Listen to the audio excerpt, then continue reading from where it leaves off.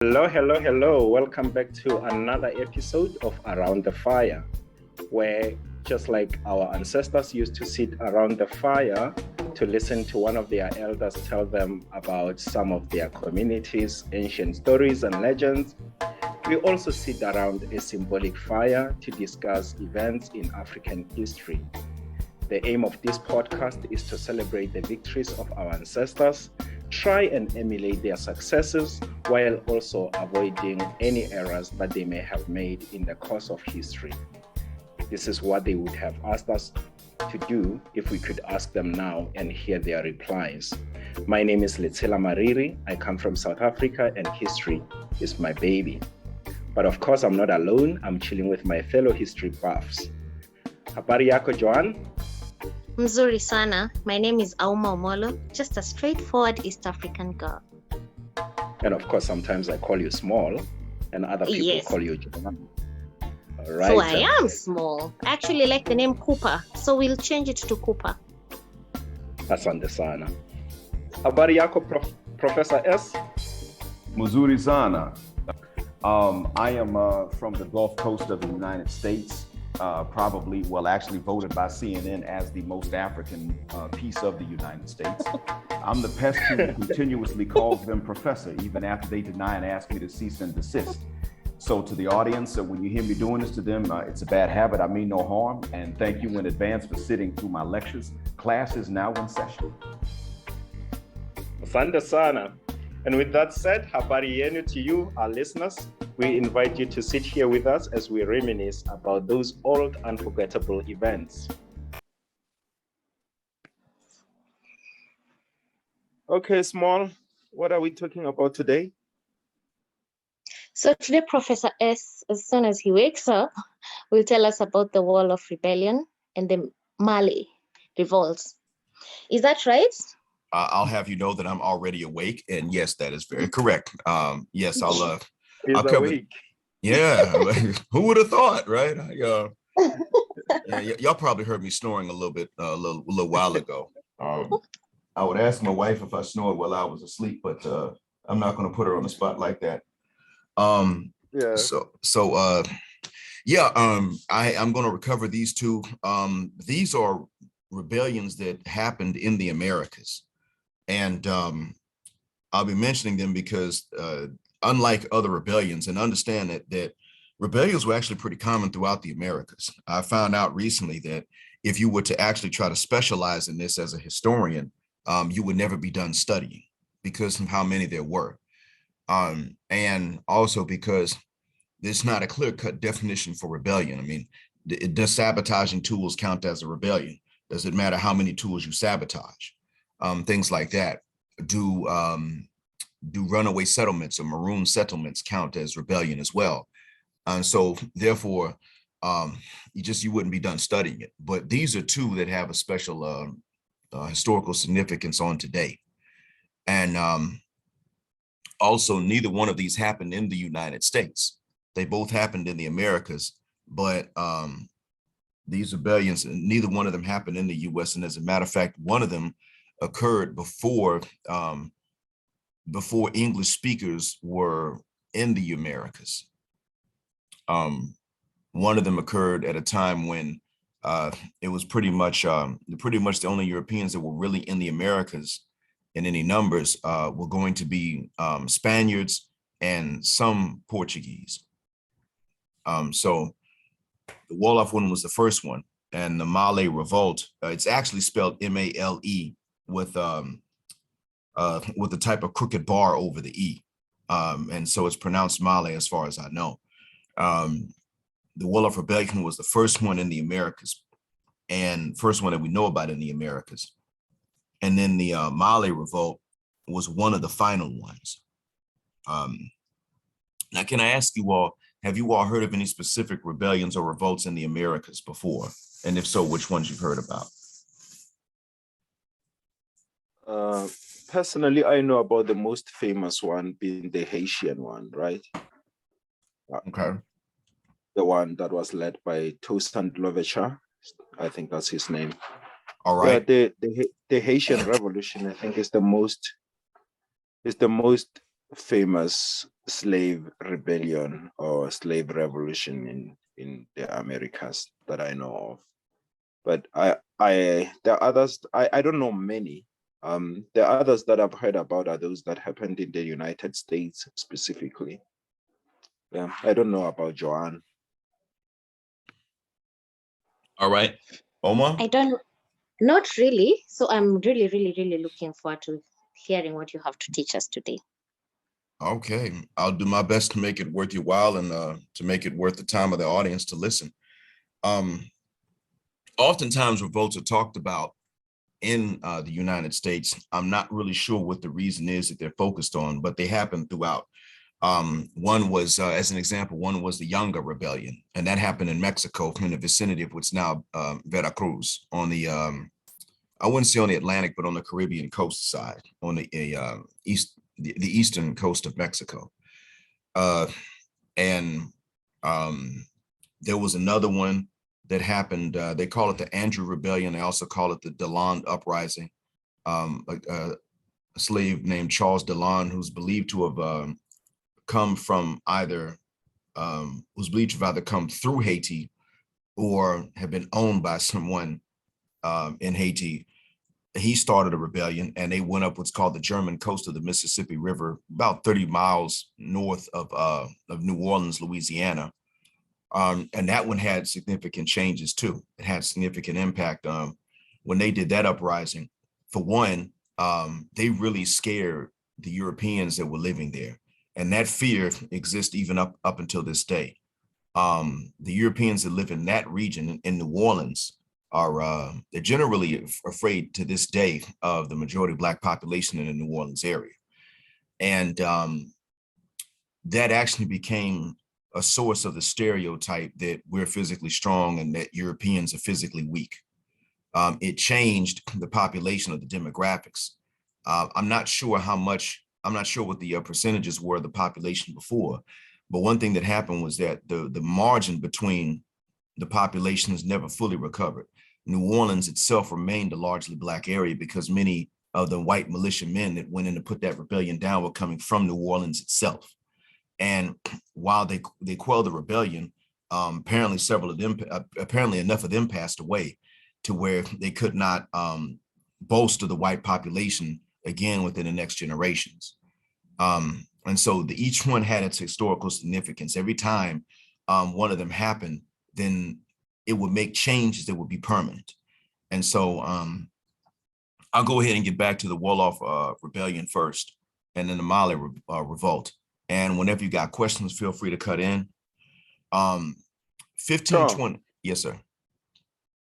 All right.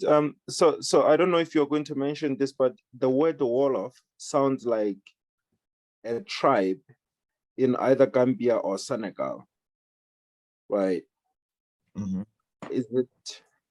Is it that the slaves had come from there, or is this a different name? It is the name of the tribe. It is one of the majority tribes in Senegal and in Gambia. I'm not sure if they're a majority in Gambia, but there are plenty. In Gambia, I know that most of them are Wolof and Mandinka. In Mali, they're mostly Wolof and Bambara people, but in Senegal, the majority are Wolof. And then you have, you still have roughly the same tribes that live in Senegal surrounding Gambia that are also mixed in there. You have Soninke people. Speaking of which, I met some Soninkes where I live. They're citizens of here, but they were Soninke people originally from Mali. And they were actually quite glad to meet me. And Wow. I need to hit them up, as a matter of fact. I met a Malian. He was, during the Hajj, he was assigned right next to me.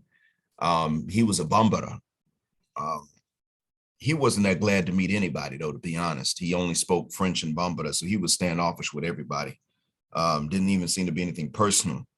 But yeah, the Wolof are one of the major tribes, and they had some people say that it was an empire, and then others say that it was just a collection of tribute-paying states, a confederation.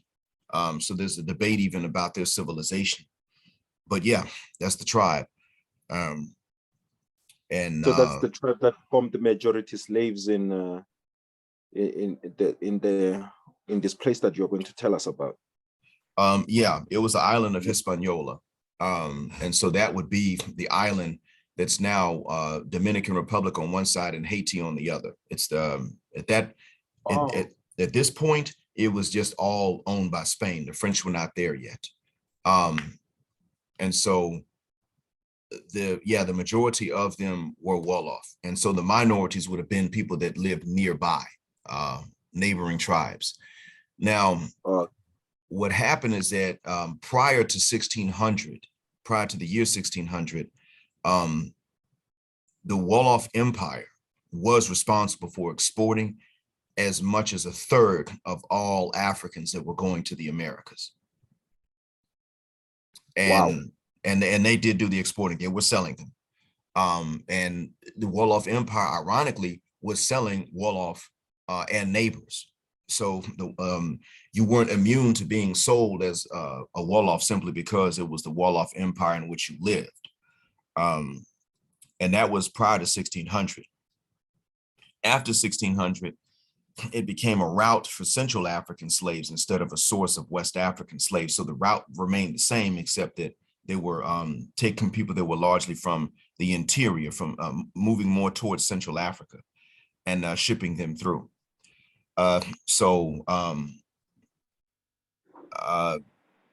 There's anyway, the empire's economy didn't principally rely on slaves, but on gold. So even though they were responsible for a lot of the captives that were sent out, they didn't really rely on them financially as much. And so that may have been why it didn't create a scandal that the Wolof were selling Wolof amongst their own neighbors. And the thing is that the Wolof and the Mandinka don't have a bad relationship. They tend to get along.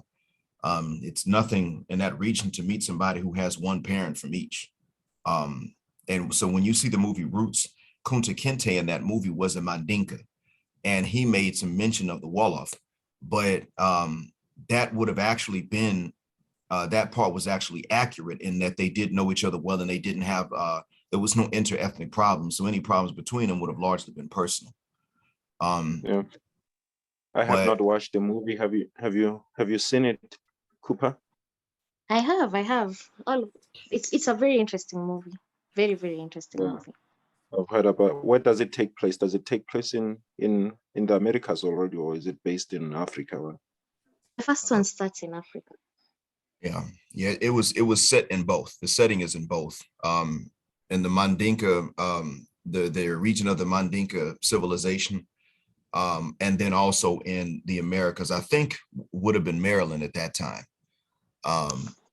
That I believe that's where Kunta was kept. I can't remember exactly in which state he was kept, but it seems to have been before Maryland. No, Maryland didn't do away with bondage actually until they were forced to. So yeah, it seems to have been in that region. But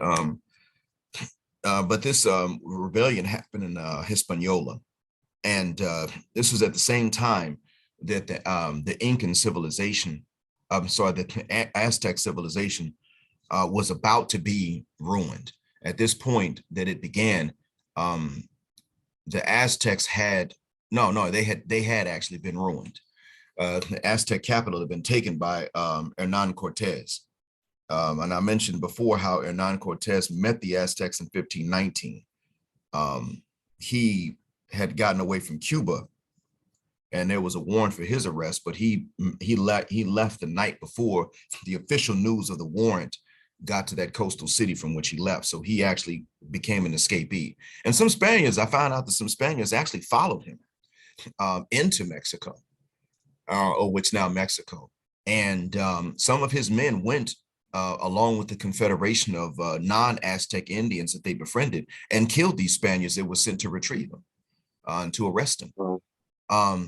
So he did everything he could to remain free, and he wound up succeeding in being a hero to Spain. So I mean, all the warrants were rescinded when he found this, when he conquered this empire and got the gold. He became a hero, and he was not subject to arrest at that point. But at the end of 1521, it was Christmas Day, actually. the Wolof got together with the Taino people, and they've been talking about this actually. They got together with the Taino that are native to Hispaniola and the neighboring islands in the Caribbean. Those were the first people there. And they had a chief that was called Enriquillo. And in the Taino language, their chiefs were called cacique or cacique or cacique. So the Wolof got with the cacique Enriquillo, and they decided that they were going to start their revolt on Christmas Day, 1521. And they were going to do it because the Spaniards would be on holiday mode. They would be celebrating. Prof, sorry. Mhm. The cacique and the Taino and them, they are the natives of Hispaniola at this point. Yeah, the Taino were the natives, and cacique was their word for chief, and their chief's name was Enriquillo. Oh, okay. And they are getting along well with the Africans who are here as yeah, sounds like it. If they are able to get together to plot the rebellion, sounds like they were getting along. Yeah. The thing what I could not find out though was what language they used to communicate. I mean, it's probable that they used Spanish because it was forced on them, but they were able to. The funny thing was that Africans were brought in to replace the dying Taino population, so they weren't expected to even meet each other.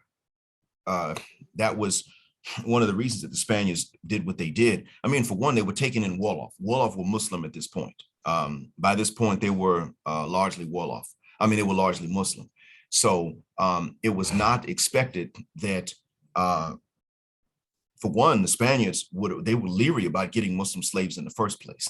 Because remember, less than 30 years before, this was almost 30 years to when they finished the Reconquista and put the Muslims out. They knew that it was not an easy task. Out of Spain, you mean? Out of Spain, yeah. That was not an easy task until Muslims started to turn on each other. But the Spaniards knew that there were rules for Muslims as for how we're supposed to relate to each other and how we're not supposed to side against each other, help somebody else out against us. Any conflicts we have are to be dealt with internally, which most societies have. And so they knew that the only reason they won was because they had Muslims that were willing to side against other Muslims. So they were already leery of bringing in Wolof, but they did. For some reason, they accepted a large influx of not only Africans, but Africans that were specifically Muslim. Yeah, I don't want to derail you, but for someone who might be confused, because you're talking about the Muslims being kicked out of Spain, and then now the Spaniards enslaving Muslims in Hispaniola. Can you say a little bit about that history? I know many people know it as the Moors from North Africa invading Spain and so on. Can you shortly say something to that background, and then we can continue, just for someone who might be confused by what we are talking about now?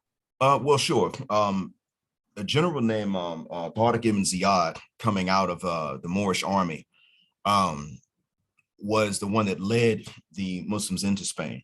And when they landed on the shores of Spain, he had the ships burned so that they could not retreat. This way, no one could turn around and run. So other ships could come in to reinforce them, but they could not flee.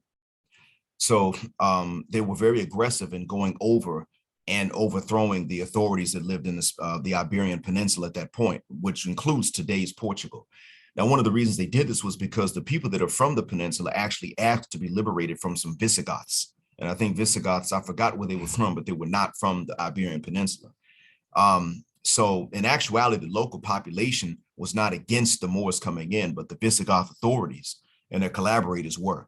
But in any case, the Moors and Arabs, that would be, actually, they didn't call themselves Moors. It would be the Amazigh people. They're today called Berber. They and the Moors, they and the Arabs were a unit. So they went in and they swept through the Iberian Peninsula. Now they began to argue with each other about who's Arab and who's not. At the same time, they got to the Pyrenees Mountains. So they didn't get a hold of France because they were arguing with each other. They weren't betraying each other to the French, but they were arguing. So their discipline, the military discipline was not as sharp. And Charles Martel was able to repel them at the Pyrenees Mountains. And that's how France stayed as it was, which ironically kept it very backwards and uncivilized, and how Spain got to be as advanced and clean and sanitary as it was in Europe. So to make a long story short, Spain advanced. The standard of living in Spain was elevated. That's another presentation for another day, but it was elevated for everybody. As they say, a rising tide lifts all ships. So every community enjoyed better healthcare, sanitation, things like that. Better scientific knowledge, literacy, libraries were publicly available, streets were lit. And safety was top notch. Safety, women could travel alone through Spain safely until the Reconquista was finished. So the Reconquista is the Spaniards fighting back the Muslims and getting them out of Spain again. Is that what it is? Yeah, it was getting them out of Spain and forcing conversions to Catholicism of those that stayed behind. And they did the same to any Jews that stayed behind as well. So that became part of Catholicism. Yes, through torture. Okay. Absolutely. Okay. They did it through torture. So the reason 30 years later, we are now in Hispaniola, and ironically, Muslims from the Wolof Empire are being taken to have been taken to Spain. I mean, sorry, to the Americas. They've been taken to Hispaniola, and now they're beginning to communicate with the Taino. Question will be what language, but they're beginning to communicate with them. And they are plotting, and they've determined that they're going to kick this thing off on Christmas Day of 1521, the last week of 1521. It is possible that the Taino had heard of the fall of the Aztecs. It's possible that they knew about this and were probably telling the Wolof how bad the Spaniards were and what they had done to them. And of course, the Wolof would know what the Spaniards had done to them as well. So they had notes to compare. It makes sense that they would have gotten along well. It's actually more of a miracle that they met because, again, the Taino were dying off and the Africans were brought in to replace them because Bartolomeo de las Casas, who's a priest, he saw the treatment of the Tainos and he felt so bad that he suggested using Africans instead so that they would stop killing the Indians. He thought that they would get distracted, not get many Africans over because the journey was too long and expensive, but they would be distracted from killing off the Tainos. That's what he thought would happen. Was it that benevolent, like that position that he took? You make it sound benign. Was it like that? Well, the only reason I say that it was benign, I'm not saying he was necessarily our friend, but the only reason I say it was benign was because he himself wrote in a journal that he felt bad about that suggestion. When a bunch of Africans really started showing up, he said, I felt bad. I feel bad about this because I didn't mean to replace the Taino with another group of people. So this is something that he wrote. Now, should he have said that? No. As far as what he meant to happen, we don't have any reason to believe that he actually had it in for anybody from the continent. He was a priest that was ashamed. As an actual priest, even though he was spreading their faith to the Tainos, he really did feel a sense of shame and compassion for them because he said that the brutality was not, at that time, it was not understood that the brutality was religiously sanctioned. That idea was introduced later to justify the brutality against not only the Tainos, but also the Arawaks later and against African people that they either bought or kidnapped. So it became a joint effort between these two ethnic groups. And this became the first rebellion that we know of in the Americas. Some people call it the 1522 rebellion because it started on Christmas Day. And so there was only 1 week left till the calendar changed to 1522. So some people mistakenly call it the 1522 rebellion, and others just call it the Santo Domingo rebellion, because it was largely centered around the capital of that island, which was Santo Domingo. So on Christmas, they started fighting. And here's the thing.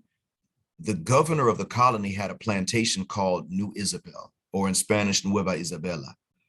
and they started fighting on his plantation. It was actually some that he owned that began the fighting on his plantation. And there's this rumor, it's an oral tradition, it's not proven, that says that Maria Wolof and Gonzalo Mandinga were this romantic couple that started the whole thing. But even though Gonzalo's last name was Mandinga, the rumor is that he and she were both Wolof. Now, I couldn't find anything to prove or substantiate it, but I also couldn't find anything to suggest that a Wolof would have the last name Mandingo or Mandinga, because Mandinga was a tribal name. It was not a family name. It wasn't a surname. Neither was Wolof. So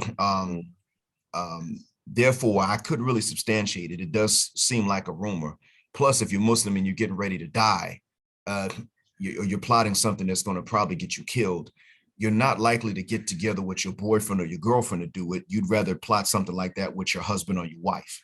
So chances are they were either a married couple or they were made up altogether. So they started fighting and they started killing pretty much every white person they found. And the thing was that at this point, they weren't really talking about race so much, but more so about killing the Christians and setting up an Islamic homeland where they were.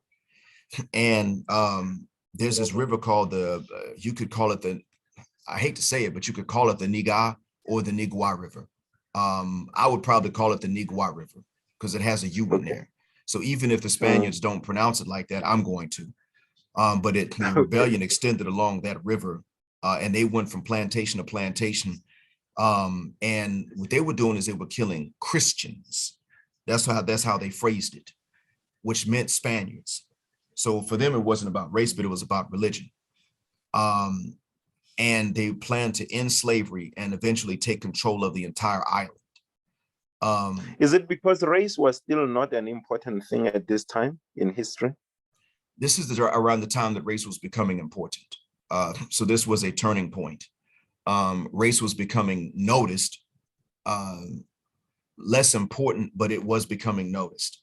And the funny thing. Religion, yes, ma'am. So religion was more important than race at some point. Yeah, religion was. People started fighting against each other religiously, and then they moved to race. Yeah, at this time, the Europeans even competed with each other heavily along religious lines, because there was the Catholic Church that was most of Europe, and then you had Protestant churches that were splitting off, and they were already at odds with the European Orthodox churches of Eastern Europe. But the Eastern Orthodox churches were not involved in colonization. So yeah, religion was largely important at this point. But see, this rebellion was a turning point. And the answer to this question in detail is going to take about probably another 2 minutes. See, as the rebellion went on, they got more and more weapons, and they got participants from each plantation that they attacked. But within days, they were put down. Now, the forces were led by the owner of the plantation, Nueva Isabella, or New Isabel. Guess what his name was? What's that name? Yeah, I'll tell you, but I'll let you guess first. Wolof Mandinga. Well, the owner of that plantation was actually named Diego Colon. Mm-hmm. And that's important because in Spanish, Christopher Columbus's name was Cristobal Colon. Diego was his son. Oh, wow. This was the son. Yeah. Wow. The owner of the plantation is Christopher Columbus' son. Exactly. That's his son that owns the plantation. Goodness. And he was also the governor of that. He was also the governor of that Hispaniola island. So he got this militia together, and as the governor, he put down the rebellion. And so the rebellion probably was a little bit over, between a week and 2 weeks. I don't know exactly how many days long it lasted, but what I can tell you was this. By the morning of January 7th, it was on the 6th that he started these laws. So by the morning of the 7th, there were new laws in place to prevent further rebellions, but they were not based on religion. These were laws that were based on whether or not you were African or Taino. So this was, within a matter of weeks, the turning point in the Americas, at least. I mean, people have had color prejudice for a long time, but this is the turning point in terms of race becoming a basis for laws in the Americas. Wow. This is where it changed between January 6th and January 7th. 1522. 1520s. Yep, 1522. The rebellion started in 1521. The laws are passed the first days of 1522. Now, here's the other thing. 1492, January the 2nd and 3rd of 1492 is when Diego's dad, Christopher Columbus, went into Grenada and kicked out the last Muslim emir from the Iberian Peninsula. So almost the 30-year anniversary of the Reconquista is when this happened. And so you got the Reconquista, which was largely, it was religious, and there were racial undertones to it. And this time, and that's 1492. So now 30 years later, 30 years and a few days later to the anniversary, you now have another rebellion, and it is religiously motivated at first, but the racial undertones now surface and become law. Sorry, I'm sorry if I'm getting excited. Please do. Christopher Columbus is portrayed as an, Joan, you'll help me. Is he portrayed as an explorer? Right? Yeah. He regarded as one of the explorers, Spanish explorers to the Americas. Okay. Now, this guy had led the war against the Moors in Spain. I didn't know that. So was he like a soldier or something like that? Yeah, he actually commanded one of the armies. This is how he had see, when he got the money from King Ferdinand and Queen Isabella to make the journey across the Atlantic in the first place. Remember, he asked them about August and September. I think he asked them in August, and they said no, then they approved in September, if I'm not mistaken. I could be wrong about the timeline, but what I do know was that it was the end of the summer, or I'm sorry, in the Northern Hemisphere will be the end of the summer, the beginning of the fall. For you, it will be the end of the winter, beginning of the spring, Meriri, for you. And Oma, you're right on the equator or not far from it. So I'm not really sure what the weather would be like, what the season would be like, but that's around the time of year that he started to sail. And he touched land. Well, nobody knows what island was the first one he hit, but he touched land in November. It was the first November that he spent without cold weather. He touched land in November, 1492. What was his motive? I'm sorry? What was his motive? Well, when he was commander of the army that went into Grenada, his motive was to kick the last Muslim out of Spain. That was his motive at that point. But when he went across the ocean, he was looking for a shortcut to get to India to trade, because after kicking the last Muslims out of Spain, they knew they could not try to go into, Muslims had no reason to trade with them anymore. So that meant that pretty much they couldn't eat food that tasted like anything because they didn't have many seasonings. And India was a hot trading center. You told us about that previously. See, it wasn't just. But I didn't know that was the reason they had to find another route to India. Oh yeah, absolutely, yeah, absolutely. Because, and even then, it had to be. It was important to know which part of India they were going to go to, because you didn't want to go into a part of India that was Muslim dominated, talking about you trying to trade, and they heard about what you did in Spain. Wow. Didn't want that because, technically speaking, it was one jurisdiction. Yeah. So because of Columbus's military campaign during the Reconquista, which culminated in 1492, that's how he had the influence with, that's the reason he was able to talk to the king and queen, He'd acted as a type of general of an army on their behalf from previously. And so we had the money to make that trip only because of them, because of what he had done for them previously. So now you have payback time. It was payback time. It was payback time. Yeah, he was pretty much saying, "Can you scratch my back with that really expensive back scratch over there, please?" So, so when he went in, it was largely a religious war with racial undertones. When he went into Grenada, and then 30 years and less than a week later, his son turned around and took these racial undertones and made them law, so as to stop another rebellion from ever happening there. And not only that, but what they did was, and see, you could say, well, maybe the laws were designed just for those who were already held in bondage. But by law, his law was that if you were African, whether you were slave or free, because you had some free Africans too. Under his law, if you were African, slave or free, you had limited access to weapons and restricted movement. And if you rebelled, there were codified forms of torture as punishment. So in other words, if you were African and you rebelled, that was not the same thing as if you were white and you rebelled and it was treason. And the courts could determine what penalty you were going to face. This was different. If you were African and you rebelled, you had to be put to death and probably tortured. Wow.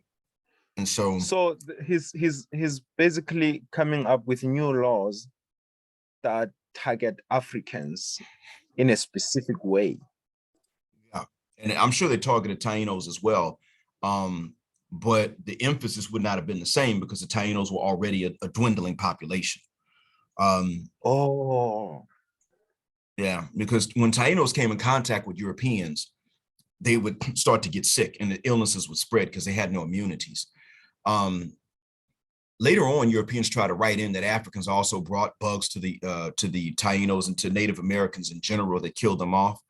But there's evidence against that because, see, when Columbus first landed in the Americas, first time he landed, there was some communication between him and the Tainos. I mean, the first landing, first contact.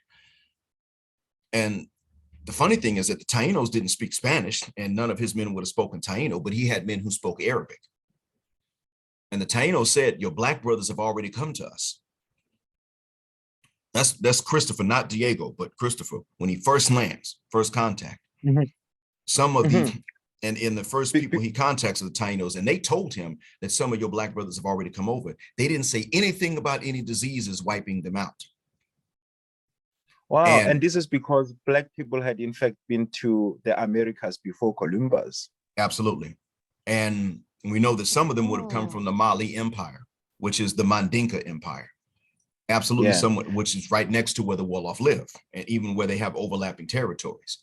So this means that the immunities... That is little known history, by the way. Yeah, very little. That history... Oh, sorry, Joanne, go ahead.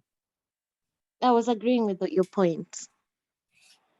So just to say that apparently Africans didn't bring any even diseases. So the deaths of original Americans in general pretty much exclusively came from Europe, either in the form of disease or bullets. Disease wiped out a larger number of them than bullets, so they were dying more easily too, because all they had to do was come in contact with someone else who had come in contact with a European, or all they had to do was come in contact with someone that was sick and take care of them, because they didn't abandon each other like this. And then the illnesses would just wipe people out to the point where there'd be nobody left alive to bury those who died off. So the focus was on Africans because in the areas in which the Europeans lived, the Taino didn't live in any large numbers. And the areas in which, areas in which they lived, mostly it was Europeans and then Africans, and Tainos would have been very rare in their areas. So the focusing of these laws is going to be on Africans, even though I'm sure that it was against anyone that was not Spaniard or Spanish, pretty much meaning anyone that wasn't white. And so the thing is that one of the laws was that, see, after this rebellion, all of the leaders were executed. Everyone that was found to have led the rebellion was executed. But the law that he passed mandated that any African who led another rebellion had to be executed, not tortured, but executed. Others could be tortured with these. They had forms of torture that were codified. But if you were found to have led a rebellion later on and you were African, you had to die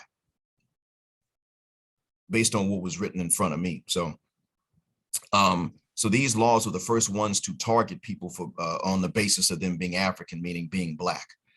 And every other time that rebellions happen in any Spanish colony in the Caribbean, it's believed that they were inspired by this rebellion here because this was known about. And the rebellions never completely stopped. Amongst the Spanish colonies in the Americas, especially the Caribbean, the rebellions never stopped completely until they abolished slavery in their colonies, until there was no more slavery in any Spanish colony. So this started a pattern, and this pattern actually wound up reaching into what's now the United States. It was called the Stono Rebellion. That's another one that resulted in the United States. I think it was in the 1600s.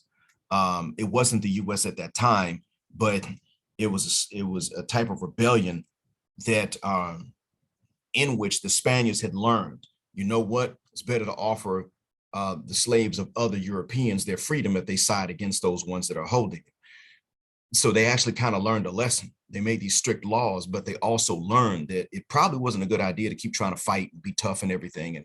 And so when the British were beginning to settle North America, and they had their slaves, then the Spaniards would say, listen, if you fight against the British and you make it to our boundaries, you become free. And that sparked something called the Stono Rebellion, somewhere in between. It was in Georgia and parts of South Carolina and Florida.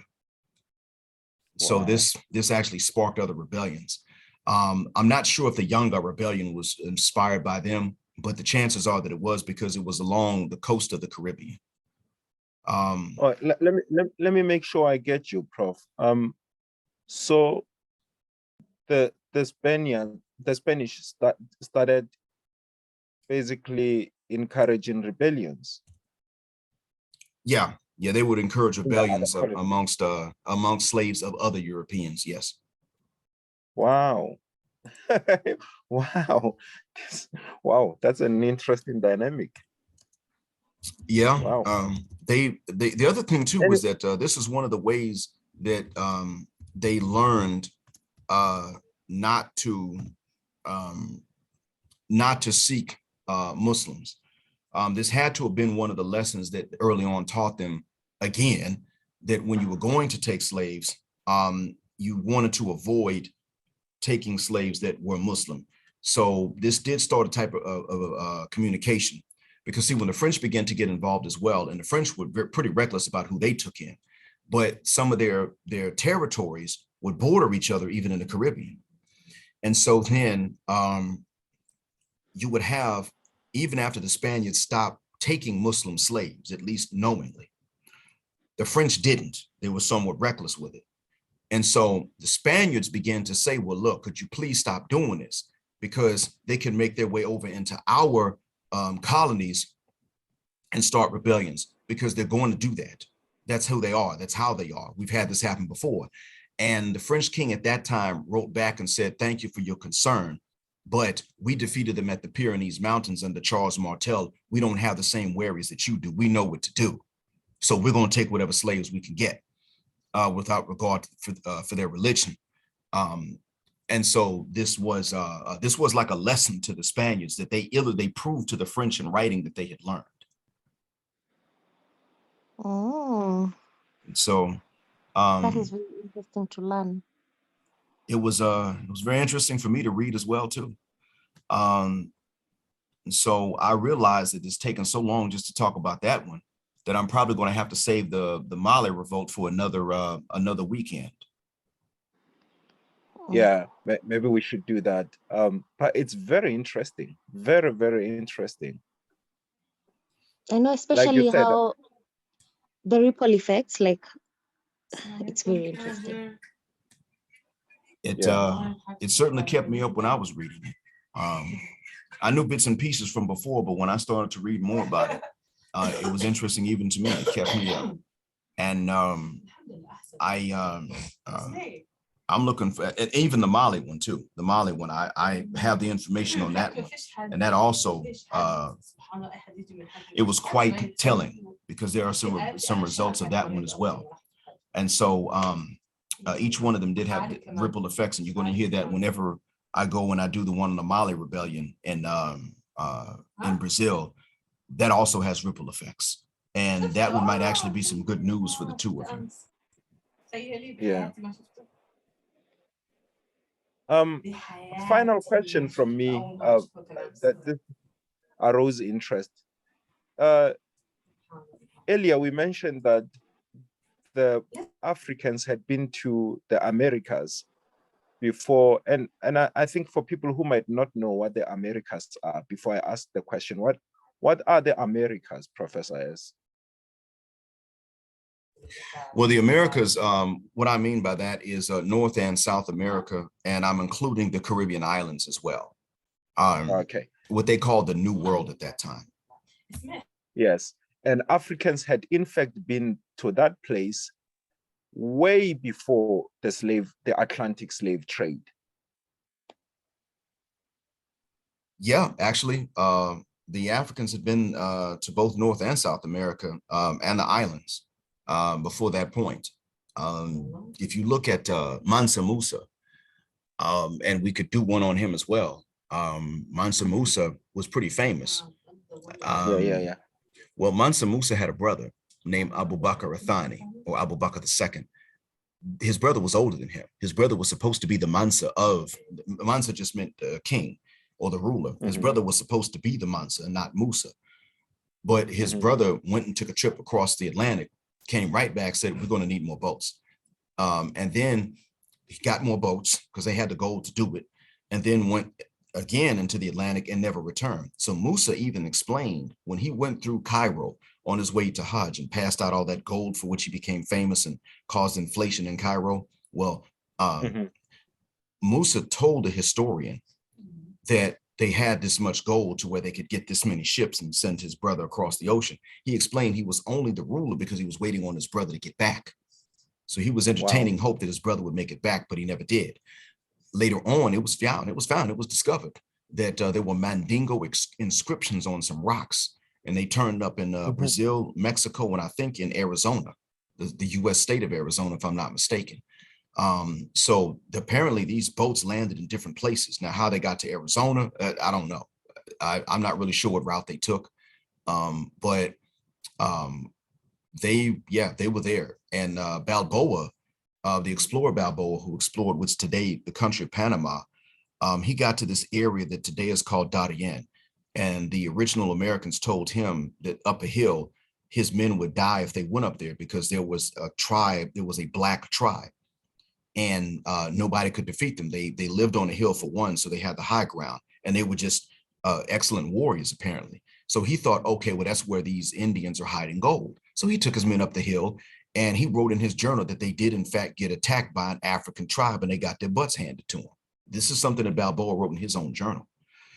Columbus actually, one reason that Columbus was not thrown overboard and into the ocean by his men on that first voyage to the Americas looking for India was because they got passed up. His men were talking about, we're going to take control and we're going to throw him overboard because he's going to sail us to the into nowhere. We're going to die at sea. But then some smaller boats passed them by, and they could the boats were like medium sized, so they could see that all the men on these boats were black. The men were rowing and they were passing up the Spaniard ships, so they knew where they were going. And so that was one of the reasons they delayed throwing him overboard, and they eventually found land because they were going to kill him and turn back.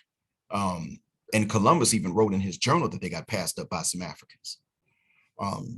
So that gave his men hope that no, we are not lost. We are still going to India, because at that time they still thought they were headed to Asia, to India. Exactly. People didn't really think the earth was flat back then. They just weren't so sure about how big around it was, and what some areas of it were. It wasn't completely mapped, but people did not have this idea that it was flat. They just didn't know, is it small enough to where you can sail around it? That's all. So it's a myth that people thought it was a flat Earth at that point. They could tell by the eclipses on the moon that the Earth itself was not flat. They knew that that was the Earth's shadow on the moon, and they could see that it was rounded. It wasn't a flat disk. So yeah, at that point, it wasn't really a question of, are you going to fall off the edge of the Earth?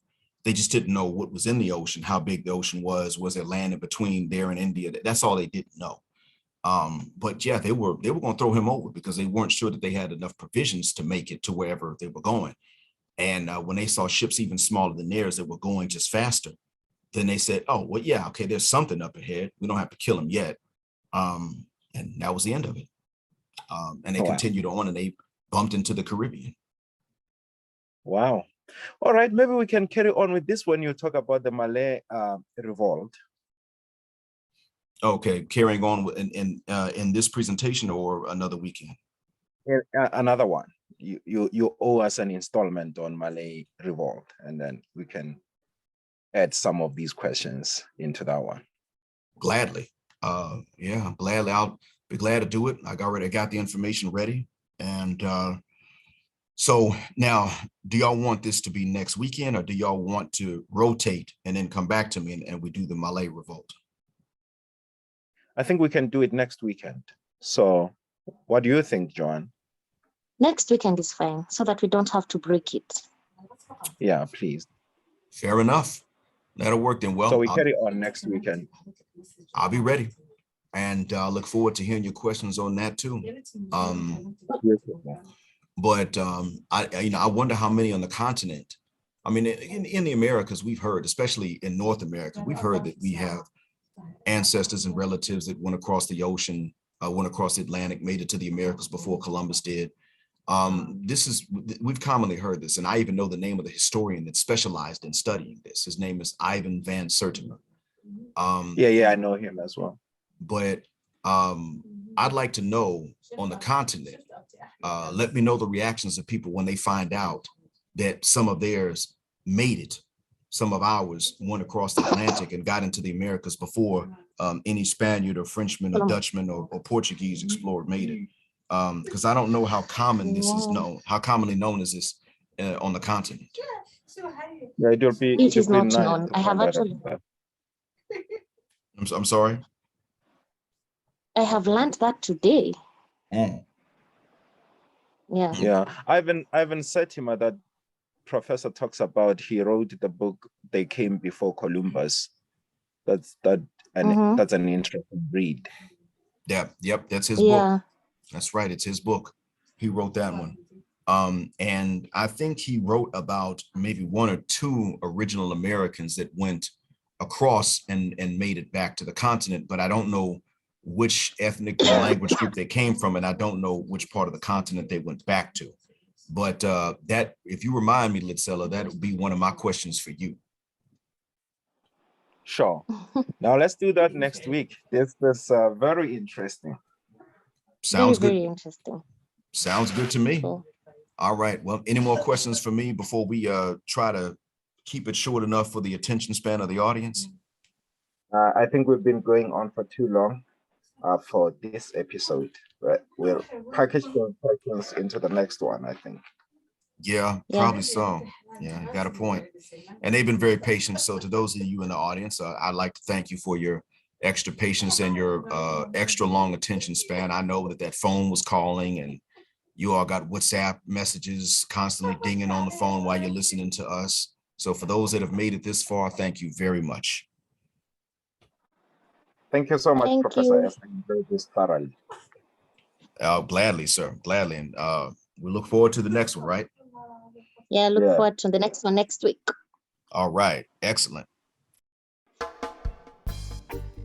We thank you for bearing with us for another episode of African History Around the Campfire. We look forward to you coming back to see us next week at the same black time on the same African channel. In the meantime, make sure you subscribe and select to be notified. But above that, hit the share button because we all know someone who needs this. See you next week, inshallah.